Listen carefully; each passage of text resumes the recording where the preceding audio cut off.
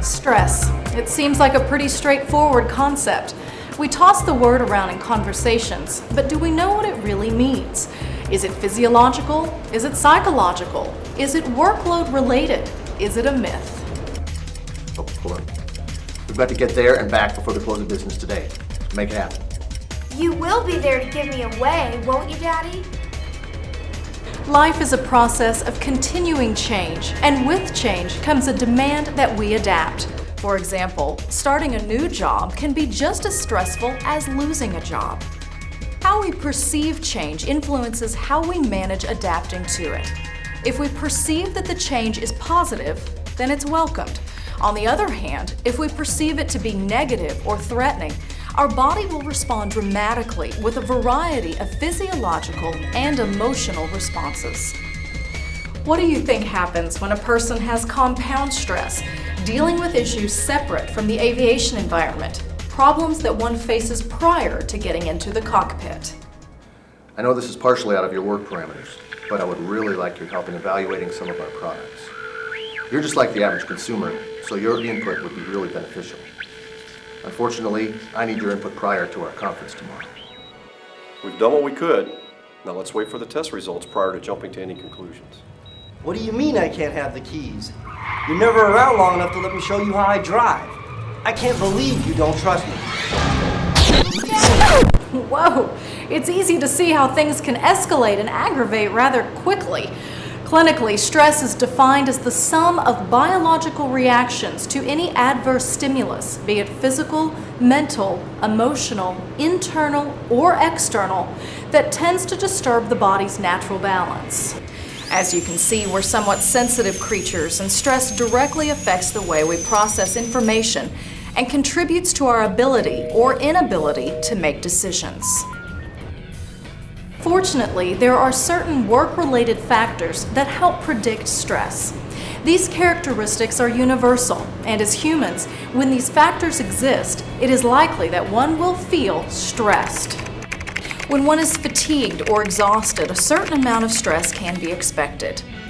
Time pressures contribute toward making one feel distressed in meeting a deadline or feel urgency towards something demanding attention. Life is dynamic, so it's hard to possibly anticipate everything you could potentially encounter. Unexpected situations are part of life. Personal problems can develop when one is perplexed or distressed and questions continually remain unanswered.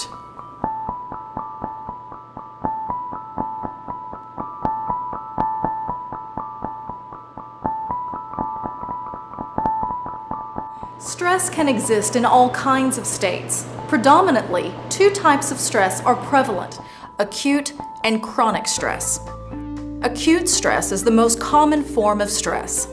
It's important to remember that we are more prone to handling acute stress as opposed to chronic stress. Acute stress is experienced in response to an immediate perceived threat, either physical, emotional, or psychological. The threat can be real or imagined. It's the perception of a threat that triggers the stress response. During an acute threat response, the sympathetic nervous system, or SNS, is activated, and the body experiences increased levels of cortisol, adrenaline, and other hormones that produce an increased heart rate, high blood pressure, and quicken breathing. Blood is shunted from the extremities to the larger muscles, thus preparing the body for the fight or flight response.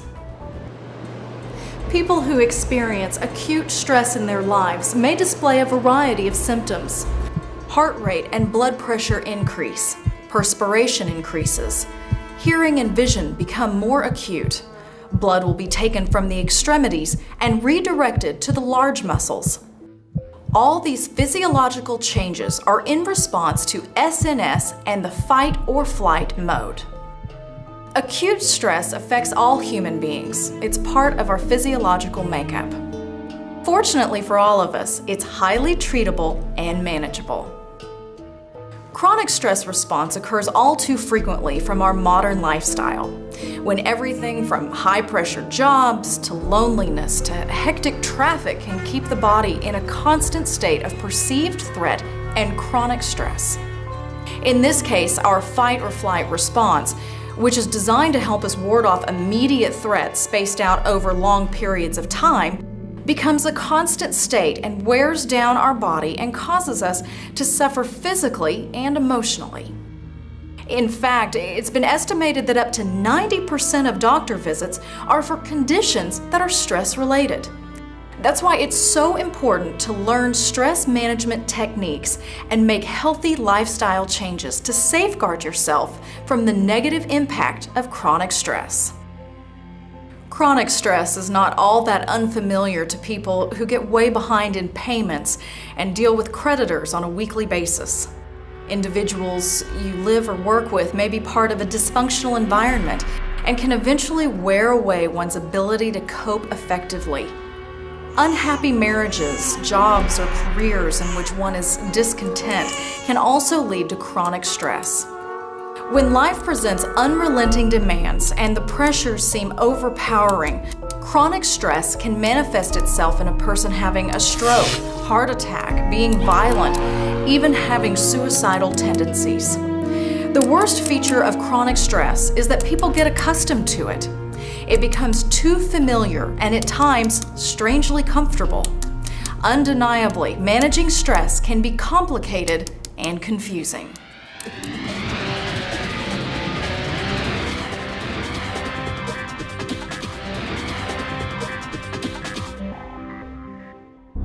There are three types of stressors that can impact a person. They are physical stressors, physiological stressors, and psychological stressors. Let's look at each of these in a little more detail. As they are reviewed, think about the factors that, to a degree, can be controlled. Physical stressors are those influences that affect one's bodily senses. Aircraft noise and vibration, temperature extremes, G-load, weather, and failing or failed aircraft instrumentation are prime examples of physical stressors. Physiological stressors are those factors that can affect functioning life activities. Alcohol and drugs, sleep loss, fatigue, pain and injury, poor diet, and dehydration are common examples of physiological stressors. Psychological stressors are those that can affect mind and behavior. Fear and anxiety, uncertainty, consequence of events, self-esteem, career advancement, workload, and time pressure are just a few examples. As pilots, our jobs are not without stress. That's just the nature of the business. Now let's imagine that we are a victim of chronic stress. Could you imagine trying to safely pilot your aircraft while you are in a constant fight or flight mode? It's easy to see how chronic stress can detract from optimum performance. When looking at the relationship between stress and performance, everyone responds to stress in an individual manner. As previously mentioned, stress is often influenced by the way we perceive it, either as being a positive change or a threatening one. In some cases, stress can have a positive, energizing effect. It can help to increase motivation and rejuvenate one from boredom. The reverse of this is that stress can cause performance to suffer. The ability to become calm, rational, and controlled becomes lost. When a person becomes stressed, their thoughts become easily distracted and concentration becomes difficult. Anxiety and negative thinking can easily cloud one's thinking, causing less information to be processed. Some define stress as occurring when a person perceives that demands exceed the personal and social resources that the individual is able to mobilize. In other words, there's a false perception of no hope and being beyond our control. Being highly stressed reduces one's ability to process a large amount of information, thus impairing decision-making and creativity. People that are highly stressed will continue toward a course of action even when other, better alternatives are available.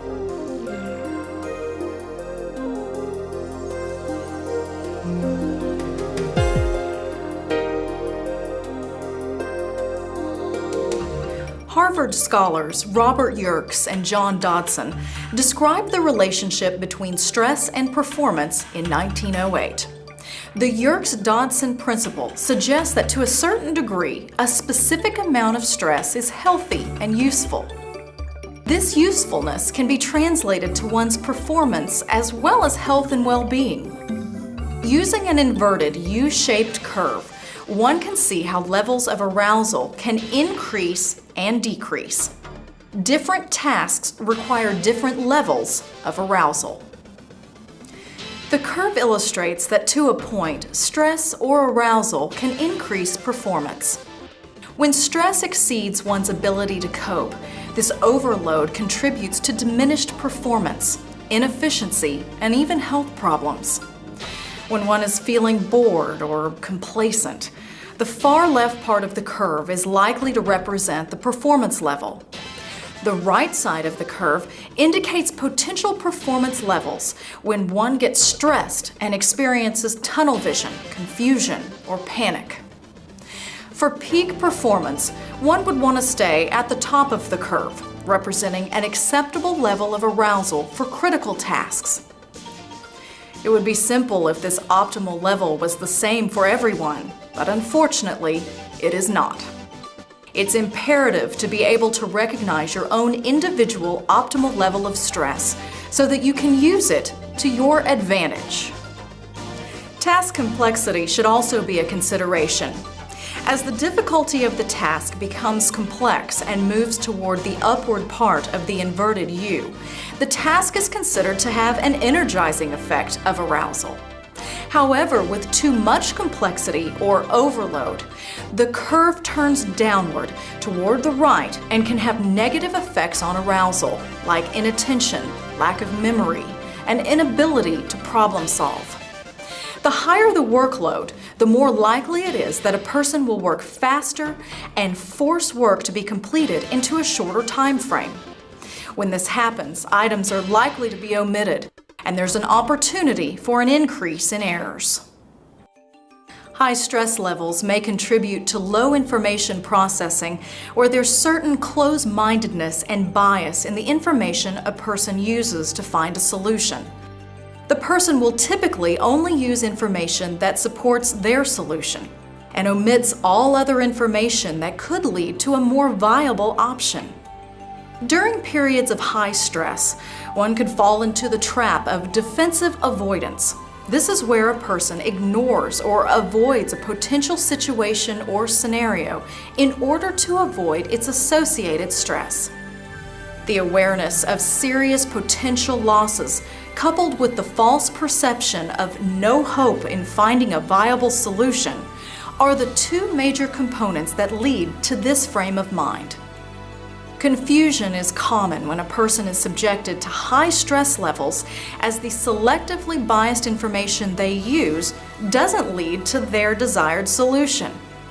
Hypervigilance is the most likely coping strategy when one believes that there's a satisfactory solution, but there's a perception of not having enough time for research or deliberation. As a consequence, they become overwhelmed and could panic due to indecision.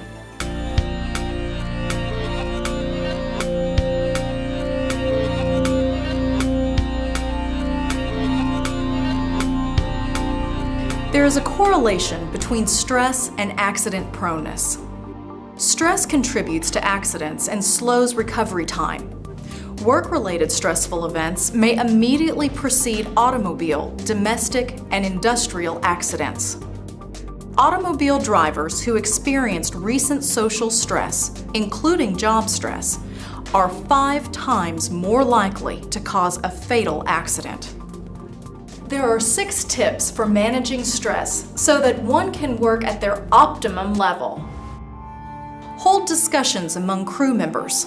Open communication among all team members is very important. Crew Resource Management, known as CRM, emphasizes the importance of being able to communicate well and make quick, sound decisions. If you are flying alone without a crew, you can verbalize aloud your plan and talk through the system. It's a good idea to make friends or family members aware of your specific flying intentions. Review Standard Operating Procedures, SOP. Even the most experienced individual gains an edge by reviewing SOPs. Besides being in place to legally protect the user, procedures help reaffirm expectations and answer the question, where am I going? Use a checklist. A checklist helps in determining risk and the significance of impact. A checklist gives consistency to the process and it helps the user in making sound decisions. This becomes one's guidance under stress. Use constant cross-checks.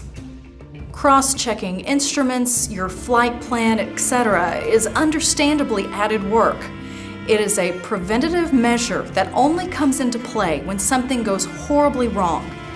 Recognizing a failure and coping with a failure are 2 entirely different things. Constantly cross-checking your equipment gives you an advantage should something fail. Rehearsal. In show business, practice makes perfect. And in aviation, the story is no different. Preparing oneself prior to the event to ensure that all details are in place makes for a more safe performance. You should be able to answer questions like, where are we going? What are we going to do? What is our preparation?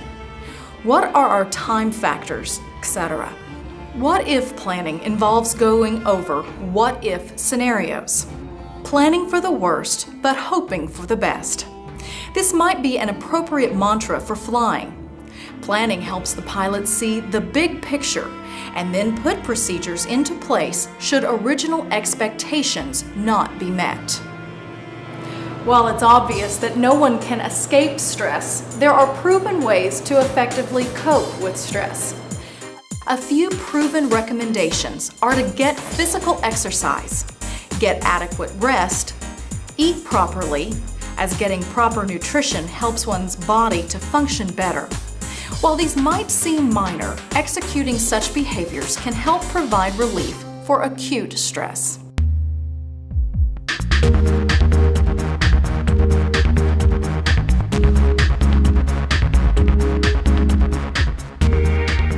So let's review some of the main components of understanding this thing called stress. Stress has been defined as the sum of biological reactions to any adverse stimuli, be it physical, mental, emotional, internal, or external, that can disturb the body's natural balance.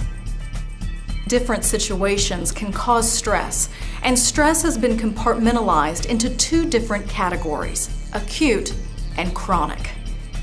3 different types of stressors typically impact a person: physical, physiological, and/or psychological stress. Stress manifests itself in different ways, especially when working aviation or a cockpit environment. Stress can be experienced at different levels: low, moderate, or high. As discussed, there is a relationship between stress and performance, and there are ways that stress can be put to optimal use for the individual. Different strategies do exist for managing stress.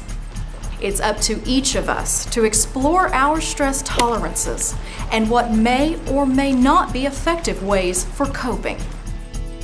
Using the inverted U-shaped model, one can see how arousal levels are increased and decreased, and that there is a way to optimize one's stress level to obtain peak performance. The 6 tips for managing stress in the cockpit include: communicate with crew members, or if flying alone, make others aware of your flying intentions. Review procedures. Use a checklist. Use constant cross-checks. rehearse, and conduct what-if planning. One final thought. Try to create time and space whenever you feel stressed. The thinking process needs time and wiggle space. These should be factored into your flight plan. The Civil Aerospace Medical Institute has developed a video series for operational human factors. Subjects such as fatigue, situational awareness, vision, and risk management are among several modules available for viewing. For more information, visit FAA.gov and type the keywords Airman Education in the search box.